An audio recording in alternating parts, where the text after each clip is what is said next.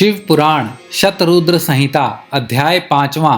शिवजी द्वारा योगेश्वर अवतारों का वर्णन। शिवजी बोले, ब्राह्मण, 10वें द्वापर में त्रिधामा नामक व्यास मुनि होंगे जो हिमालय के उच्च शिखर पर भृंगु नामक स्थान पर रहेंगे। इस अवतार में भी मेरे भृंगु, बलवंदु, नरामित्र और केतु श्रृंग नामक 4 तपस्वी होंगे। 11वां द्वापर आने पर त्रिविक नामक व्यास होंगे और मैं कलिंग में गंगा के द्वापर में तप नाम से प्रकट होऊंगा और लंबोदर, लंबादा, केशलंब पुत्र और प्रलंबक नामक मेरे 4 पुत्र होंगे। ये चारों दृढ़वर्ती होंगे। तत्पश्चात 12वां द्वापर आएगा। इसमें शततेजा मुनि व्यास होंगे और मैं अत्रि नामक अवतार धारण करूंगा। उस समय सर्वज्ञ, समबुद्धि, साध्य और शर्व नाम के मेरे 4 पुत्र होंगे।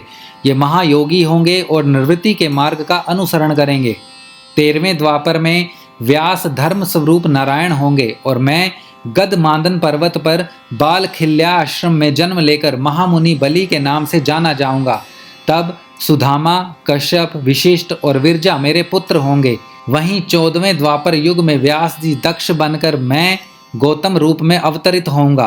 तब अत्रि, वशद, श्रवण और श्रविकष्ट मेरे पुत्र के रूप में जन्म लेंगे। 15वां द्वापर आने पर मैं हिमालय के वेद शीर्ष नामक पर्वत पर सरस्वती नदी के उत्तरी तट पर वेदशिरा का रूप धारण करूंगा। वेदशिरा के अवतार में कुणी, कुणीबाहु, कुशरीर और कुनेत्रक नाम के 4 वीर पराक्रमी पुत्र उत्पन्न होंगे।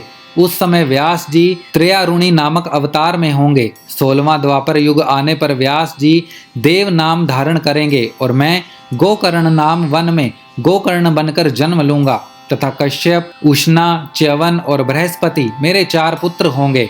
17वें द्वापर युग में व्यास देव कृतंजय होंगे। मैं गुहावासी नाम से अवतार लूंगा और उतथ, वामदेव, महायोगा और महाबल मेरे पुत्र होंगे।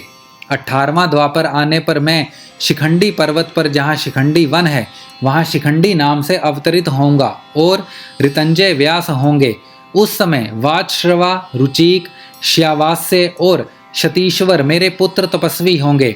19वें द्वापर युग में महामुनि भारद्वाज व्यास होंगे और मैं माली नाम से हिमालय के शिखर पर जन्म लूंगा।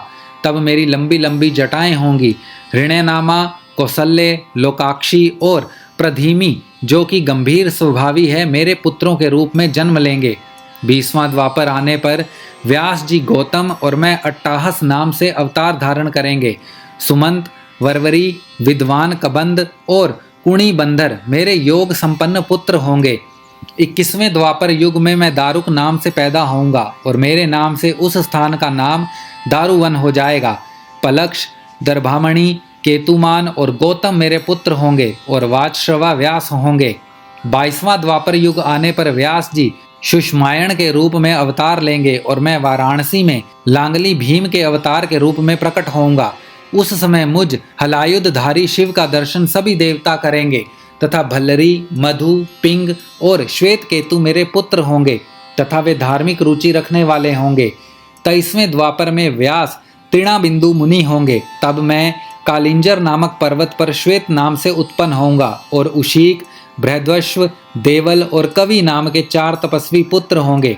24वें द्वापर में यक्ष व्यास होंगे। तब मैं शूली नामक महायोगी के रूप में जन्म लूंगा। शालिहोत्र, अग्निवेश, युवनाश्व और शरदसु मेरे पुत्र होंगे। जब 25वां द्वापर युग आएगा उस समय शक्ति नाम से व्यास अवतार धारण करेंगे और मैं मुंडीश्वर नाम से प्रकट होऊंगा। 26वें द्वापर में पराशर व्यास होंगे और मैं भ्रदवट नगर में सहिष्णु के रूप में अवतरित होऊंगा। 27वां द्वापर आने पर मैं सोम शर्मा नाम से प्रभास नामक तीर्थ में अवतार धारण करूंगा। उस समय व्यास जी जातुकर्ण्य नाम से प्रसिद्ध होंगे। 28वें द्वापर युग में भगवान श्री हरि विष्णु पराशर के पुत्र के रूप में जन्म लेंगे और उनका नाम द्वैपायन व्यास होगा। उस समय श्री कृष्ण अपने 6ठे अंश से वासुदेव के पुत्र के रूप में जन्म लेकर वासुदेव नाम से जगत में प्रसिद्ध होंगे। तब मैं लकुली नाम से प्रकट होऊंगा। इस प्रकार देवादिदेव भगवान शिव ने मनवंतर के चतुर्युगियों के योगेश अवतारों का वर्णन किया। इन 28 योगेश अवतारों में उनके 4 परम प्रिय शिष्य होंगे जो शरीर पर भस्म और मस्तक पर त्रिपुंड, गले में रुद्राक्ष की माला धारण किए होंगे। ये शिष्य विद्वान और भक्त होंगे। शतरुद्र संहिता अध्याय 5वां समाप्त।